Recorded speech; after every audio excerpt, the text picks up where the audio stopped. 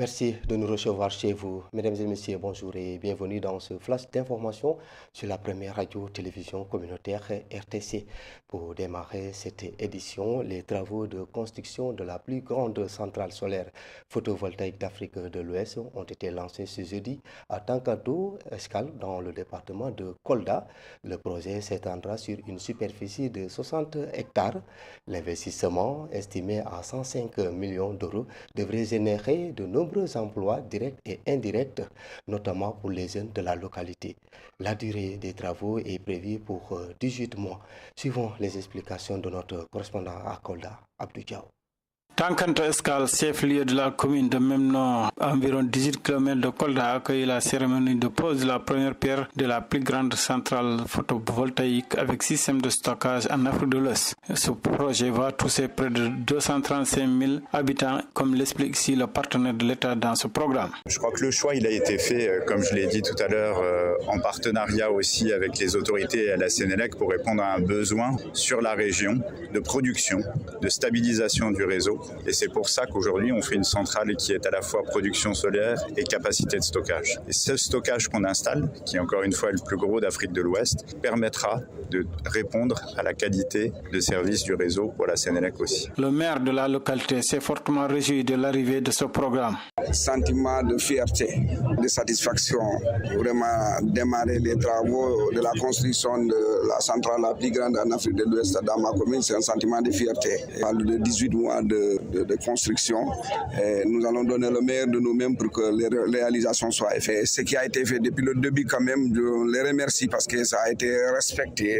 Maintenant, on a eu l'assurance du directeur et de l'administration. Les engagements consistent à respecter le protocole qui, entre autres, garantit sur beaucoup d'investissements au niveau de la commune. Partout et pour tous dans cette zone va booster sûrement l'économie et offrir plusieurs opportunités aux populations, indique-t-il. Monsieur le maire a dit sa satisfaction avec la mise en place d'abreuvoirs, centres de vaccination, médicaments, formation. Et on va continuer avec des maternités, des infrastructures sportives et toute autre chose qu'on fera sur la période de 20 ans. En termes d'emploi, on parle entre 300 et 400 emplois sur la phase de construction, à peu près 50 emplois sur la période d'opération. Direct, hein. Après, il y a les emplois indirects. Et pendant ce temps, l'école Guédel Mbodj, située dans la commune de Kaolack, est en mauvais état. Construite en 1893, elle tombe en ruine.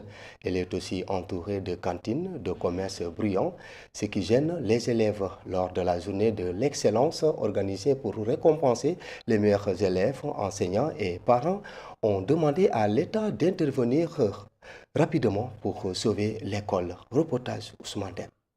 À l'occasion de la première édition de la journée de l'excellence, plus d'une trentaine d'élèves ont été primés à l'école Guédel Mbodj de Kaolack. Donc aujourd'hui nous sommes réunis à l'école Guédel Mbodj, une école symbolique, historique, pour célébrer l'excellence.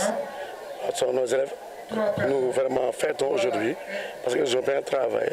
Cette cérémonie d'excellence pour encourager déjà les enseignants, encourager les élèves, les parents d'élèves et leur dire aussi à ces élèves-là qui sont l'avenir et qu'on doit aujourd'hui les booster, les accompagner. Cette joie est l'arbre qui cache la forêt dans cette école confrontée à d'énormes difficultés. On a beaucoup de difficultés. La difficulté, c'est que les bâtiments sont vétustes.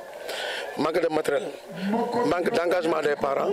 L'environnement dans lequel se trouve cette école ne garantit pas les conditions de meilleur enseignement-apprentissage. Donc c'est une école qui est très âgée, qui a besoin d'être réfectionnée, d'être appuyée en matériel pour que les élèves puissent vraiment exceller. Comme je l'ai dit dans mon discours, pour avoir des élèves excellents, il faut un cadre attrayant. C'est le cadre qui capte les élèves, qui les attire. Mais une école où la seule règne pendant les soirs, c'est catastrophique, c'est difficile. Les enseignants souffrent. L'État, les bonnes volontés et les anciens pensionnaires de cette école sont interpellés. Nous voulons aussi ouvrir l'école au public pour qu'elle soit beaucoup plus connue et faire appel aussi aux anciens. L'école de 100 à 132 ans d'ancienneté. Et nous voulons vraiment un appui pour vraiment la réflexion. Le corps enseignant et les parents d'élèves de l'école Guédel Mbodj de Kaolack nourrissent l'espoir de trouver des solutions à leurs doléances. Autre lieu, autre actualité, les populations des villages de l'arrondissement de Saldé se sont mobilisées pour dénoncer ce qu'elles qualifient de génocide perpétré par l'État d'Israël à l'encontre du peuple palestinien. La manifestation s'est tenue à Pété en présence du directeur exécutif d'Amnesty International Sénégal, Seydi Gassama, qui a exprimé sa solidarité avec la cause palestinienne. Notre correspondante à Podor, Aminata Ndiaye, était sur place. La Palestine, libérez la Palestine, libérez la Palestine, libérez la Palestine. Une mobilisation de soutien pour réclamer l'arrêt de la tuerie aux allures d'un génocide qu'Israël exerce sur les populations de la Palestine. Les populations de l'arrondissement de Saldé se sont donné rendez-vous dans la commune de Pété. Dans la foule, un marcheur, pas n'importe lequel, se distingue. Seydi Gassama, directeur exécutif de Amnesty International Sénégal. Nous sommes très contents de l'activité qui a été faite aujourd'hui à Pété par l'ensemble des chefs de village de l'arrondissement de Pété. Une action de soutien à la Palestine, le peuple palestinien qui est aujourd'hui martyrisé par Israël, affamé par Israël, détruit par Israël, sans que évidemment la communauté internationale ne prenne des décisions fermes pour mettre fin au génocide. Donc aujourd'hui le Fouta, ici à Pété, a évidemment dénoncé le génocide, a dénoncé les atrocités contre le peuple palestinien et a demandé à ce que la Palestine soit libre et qu'elle ait son État indépendant à côté de l'État d'Israël. Le directeur exécutif d'Amnesty Sénégal séjourne dans le département de Podor où il anime des ateliers sur le foncier rural et urbain à l'instar des populations, notamment ses élus territoriaux et chefs coutumiers. La Palestine, libérez la Palestine.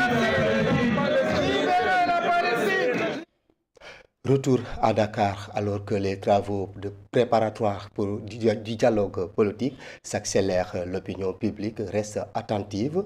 Nombreux sont ceux qui réclament des mesures dépassant des intérêts partisans pour répondre à une exigence citoyenne de clarté, d'efficacité et de transparence dans le système politique sénégalais. Reportage Modou Diouf. À Dakar, le dialogue politique est au cœur des discussions. Depuis son annonce par le président de la République, Bassirou Diomaye Faye, ce chantier institutionnel suscite de nombreuses attentes. Parmi les sujets qui divisent, celui du cumul des élections revient souvent. Si c'est pour économiser de l'argent, je suis d'avis. À mon avis, c'est impossible de cumuler les élections présidentielles, législatives et locales, car cela nécessitera beaucoup de moyens. Le Sénégal compte plus de 300 partis politiques, mais seuls quelques-uns pèsent réellement dans le paysage, d'où les appels à une rationalisation. Il faudrait instaurer une règle selon laquelle tout parti qui n'obtient pas au moins 1% des suffrages lors d'une élection perd automatiquement sa licence. Je suis d'avis pour qu'on rationalise les partis politiques, car beaucoup d'entre eux cherchent uniquement de postes.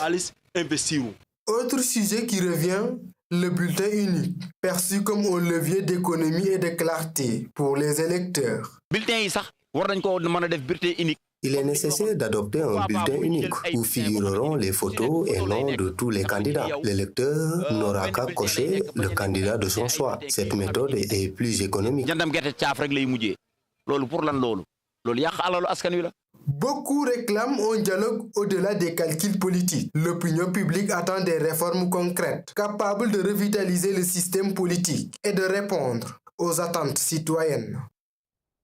Nous en arrivons à présent à notre reportage du jour. À moins de 2 semaines de la Tabaski, des petits ruminants sont disponibles aux forêts de Kaffrine, même si leur présence reste encore limitée. Selon les vendeurs, les prix des moutons varient actuellement entre 100 et 500 000 francs CFA. Cependant, les inquiétudes sont exprimées par les éleveurs, membres du syndicat unique des éleveurs du Sénégal, de Kaffrine jusqu'à membres des éleveurs du président Kaffrine. Selon eux, les opérations d'approvisionnement restent à désirer. Reportage Fatou Sall.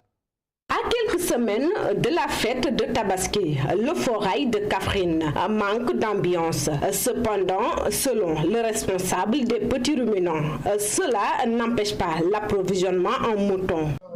Il n'y en a pas encore assez de moutons, mais ils ne sont pas à manque aussi. Parce que si vous avez de l'argent, vous pouvez en avoir un mouton. Donc nous pouvons dire que le forail est bien approvisionné. Mais on ne sait pas si cela va continuer ou pas. Ainsi, le prix des moutons varie en fonction des besoins des clients. Le prix des moutons varie entre 125, 130, 140 jusqu'à 200 000 francs CFA. Il y en a même ceux qui vendent jusqu'à 500 000.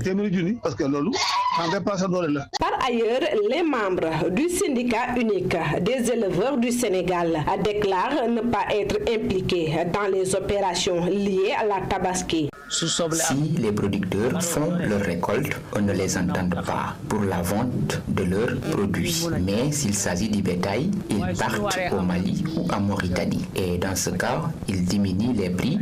Donc, allons-nous avoir des revenus? Les responsables ont complètement perdu le contrôle du foirail. Ils ne sont pas impliqués dans les opérations liées à la Tabaski car nous ne recevons pas de financement. En plus, ils élèvent leurs moutons et ils vendent ceux importés. Après cela, tout ce bétail risque de mourir.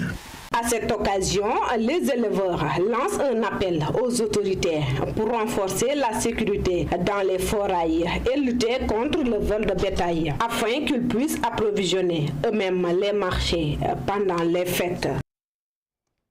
C'est ce reportage de Fatou Sall qui met fin à cette édition sur la première radio-télévision communautaire. Tout à l'heure, à midi, vous aurez le journal en plat avec Djeneba Omar Sow.